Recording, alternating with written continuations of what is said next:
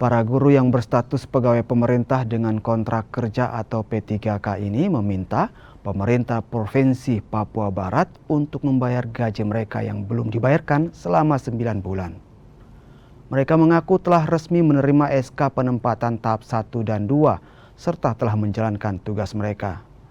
Para guru P3K ini mengaku pemerintah Papua Barat tidak serius merealisasikan pembayaran gaji mereka dengan alasan terhambat karena alasan administrasi.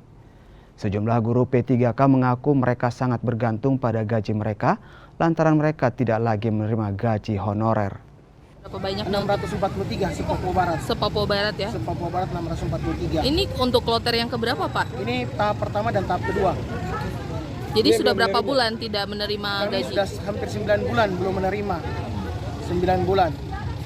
5 bulan di tahun 2022 dan 4 bulan di tahun 2023. Sedangkan teman-teman kami yang berjumlah 24 orang itu malah belum sama sekali menerima.